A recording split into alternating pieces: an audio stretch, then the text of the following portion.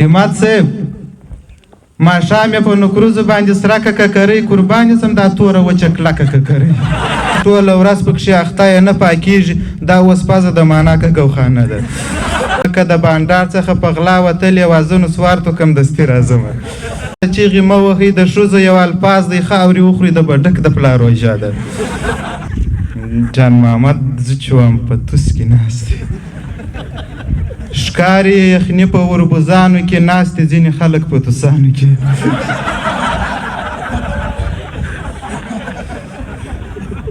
ښکاري یخني په وربوزانو کې ناستې ځینې خلک په توسانو کې پښه یې پر دا بله راړولې ده غوا یې لکړې په ګلانو کې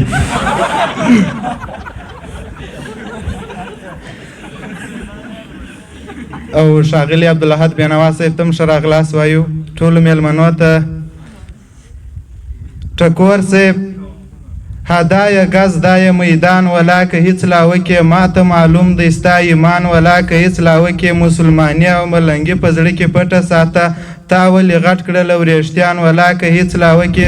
سخته یې مات کړلې د بیا راتلو کوښښ ونه کې توبه توبه افغانستان ولا که هیڅ لاوکې شیطان ستړی به سي مخ به دې تر دې لا تور سي په پاک مؤمن او مسلمان ولا که هیڅ لاوکې غرور یې نه ګټي لاله خپل اخلاق دې سم که چې در سره نه وي یاران ولا که هیڅ لاوکې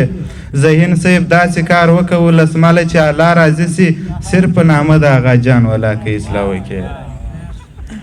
دا هره ورځ چې سودایي راځمه ستاسو وکلې ته ناکي راځمه که د بانډار څخه په غلا وتلې وازونو سوارتو کم دستي راځمه که د بانډار څخه په غلا وتلې وازونو سوارتو کم دستي راځمه نن به دې پرېږدم خو خبره واوره سبا نه بل سبا جنګي راځمه ارمان صاحب که مې واده وکئ دا یاد وساتئ کوم خو سر ته پایکشي راځمه ته زما نایه راولاړه سولې زه نو مثال ستا په لمسي راځمه نجات مال صاحب ته زما نایه راولاړه سولې زه نو مثال ستا په لمسي راځمه ته پورنر راولای نو مینې ته زه ولسمال پر سیونټي راځمه اوس دې ولم په بغل کې را سره ده ته یې نه وینې هلکه توپنچه د ټوله ورځ پکښې اخته یې نه پاکېږي دا اوس پزه د معنا کګوخانه ده ټوله ورځ پکښې اخته یې نه پاکېږي دا اوس پزه د معنا کګوخانه ده چیغې مه وهئ د ښځو یو الفاظ دی خاورې وخوري د بډک د پلار روژه ده چیغې مه وهئ د ښځو یو الفاظ دی خاورې وخوري د بډک د پلار روژه د هر جومات ته په ټیلو راولاړېږي خوښ مې نه سوې یاره غوټه دې درنه ده څنګه وغواړي خپل حق محترمینو واسطه ده د غریب پر خوله پرته ده لړمان د یار په سترګو کې تاویږي چرموښکۍ د ولسمل پر سر بیده ده ټکور صاحب زما سودا وه چې سفر وکم کابل ته په ټیله یارانو راویستم زابل ته اوس یې ګوره د ښکنځلو وزربې ته یو نازوانه خاشه وروړله نیزل ته اوس یې ګوره د ښکنځلو وزربې ته یو نازوانه خاشه وروړله نیزل ته اجګران اخښي وساوړي و سیاست ته لنګوټه یې قرار کښېښول بغل ته اجګران اخښي وساوړي و سیاست ته لنګوټه یې قرار کښېښول بغل ته پر تندي یې لاس راتېر کړئ سوغ یې وکئ په هنداره کې یې وکتل وربل ته که ته راغلې ما دې قرآن که راسه تېر سې که زه ناست وم یا ولاړم کرول ته ذهین صاحب که ته راغلې ما دې قرآن که راسه تېر سې که زه ناست وم یا ولاړم کرول ته همت صاحب چیرې